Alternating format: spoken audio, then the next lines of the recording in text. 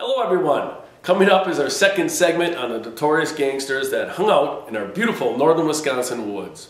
The Capones, Babyface Nelson, Dilinger, and others found the fishing good up here, among other things, and in the case of the Capones, they liked it so much they decided to make it home. Last Friday, I had the pleasure to meet Terry Capone, who is the granddaughter of Two Gun Hart. Two Gun was Al and Ralph Capone's brother, younger brother. He ran away when he was 13 and changed his name to Hart. He became known as Two Gun because he could shoot very well.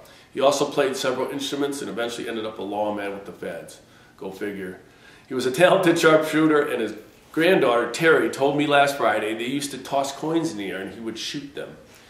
In this next clip, filmed at a resort 1 hour from here, Little Bohemia, actually the site of Johnny Depp's latest movie, Enemy Number One, I did a dive for the Travel Channel several years ago, and one of the treasures I found that day was this coin.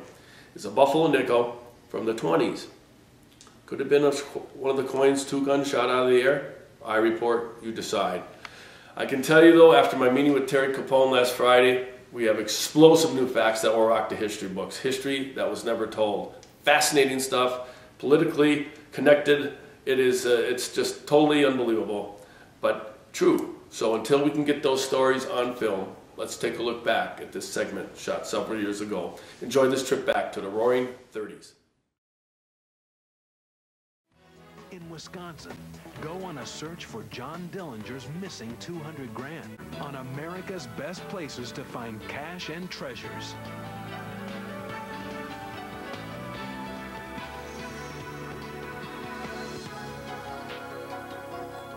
Northern Wisconsin. This idyllic land forms the eastern headwaters of the mighty Mississippi River. Graced with thousands of pristine lakes, it's a paradise of fishing, boating, and water sports. It is also rumored to be the site of one of the most infamous stashes of hidden treasure in the Midwest, John Dillinger's suitcase. During a frantic escape from the FBI in 1934, Dillenger reportedly hid a suitcase packed with $200,000 on the grounds of a resort called Little Bohemia. The search has been on ever since. Every year I get someone that comes in and asks if they can use a metal detector. There's been hundreds of people up here looking for this cash, and they let anybody go out there and look if they wanted to. And even to this day, the present owner of Little Bohemia allows people to go there. The exact location of Dillinger's stolen cash remains a mystery. Today, in a Travel Channel exclusive, treasure hunter Scott Mitchin will search for the bank robber's loot in a place no one has scoured before, underwater. I think that is probably one of the most safest places to hide, is in the water. I mean, it's not, they didn't have scuba gear back then, and people just would have never thought about that. You'll find Little Bohemia in the center of a town called Manitowish Waters, a 5-hour drive from Milwaukee. The resort has been carefully preserved. Entering these grounds is like taking a step back in time to the 1930s. Now a restaurant, the property is still famous for its refreshing cocktails and hearty meals. You could say that crime pays at the Little Bohemia, or at least draws paying customers here. The resort has its very own John Dillinger exhibit with original headlines and actual firearms, clothing, and personal effects that Dillenger left behind in his mad rush to escape. But what really brings home the deadly drama of Dillinger's last stay at the Little Bohemia are bullet-riddled walls and windows.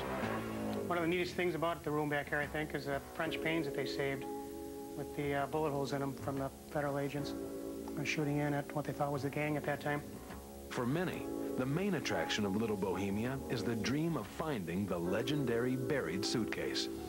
The dramatic story of John Dillinger's rumored hidden treasure at Little Bohemia began in April 1934, at a time when roaming bands of gangsters, bootleggers, and bank robbers were at an all-time high. Dilinger and the group showed up on Friday night and they looked the place over and explained to Emil, the owner at that time, Emil and Atka, who they were, and they didn't want any trouble, and but we'd just like to stay here for a few days if that was all right, and it was with him. Even outlaws need a day off.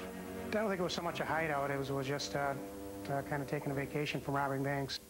But the FBI got a tip. They moved in quickly, a little too quickly. Tragically, they mistook 3 innocent diners who were just leaving the restaurant for the outlaws. A hail of gunfire killed one man and wounded the other 2. Inside, Dillinger's gang heard the shots and took off. Dilinger ran up the stairs and down the hall. He was staying on the lake side of the lodge, which was convenient because the windows were right on the roof here. He gathered up the money, $200,000, and made his escape. Rumor has it that John Dillenger escaped out of the window up there where the 2 small windows are and came down and jumped off the roof here, and there was enough snow to catch him and protect him from hurting himself when he fell. And he ran over the hill and went down to the lake. He fled along the shore. Before stealing a car and speeding out of town, Dillenger reportedly hid the suitcase. Exactly where is the source of intense speculation. Maybe a month afterward, you start hearing stories about the buried cash somewhere on the property.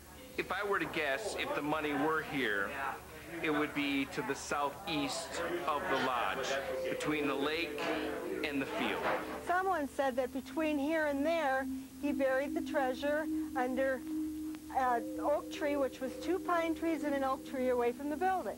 Local resident Mary Beth Kolarchek was born and raised on the Little Bow property and started looking for the cash as soon as she learned how to walk.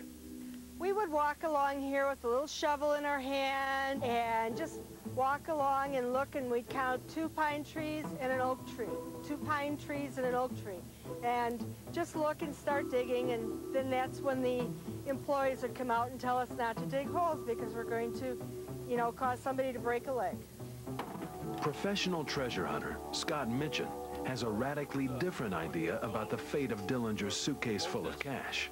People say he buried it, but if he was smart, which Dillenger was smart, why wouldn't he put it where someone would never go? And that would be out in the water. Today at Little Bohemia, Scott has agreed to search for Dillinger's suitcase. Might the ill-gotten gains of the notorious Dillenger finally be found? Scott is hopeful. I always say that the journey is the destination, and the material things that you find are secondary. But I think we're going to find some material things today. To help him locate these material things, Scott uses his favorite technology. The metal detector is crucial. You don't find anything unless you have a metal detector. And this is the state-of-the-art piece of equipment. This treasure hunt is not just a dive for Scott. It's an opportunity to virtually go back in time. When I jump in this case with the history of John Dillenger, I'm digging in his hope chest. You know, I'm going through his time capsule. Let's see what we can find where no one else has gone. Just 10 minutes into the dive, Scott picks up a signal. Fanning the sand away, he discovers a religious medallion. If you look at the old gangster photos, a lot of them always carried medals. Seem to be religious for some reason. 5 minutes later, he finds a badly rusted pistol that could date back to the 30s.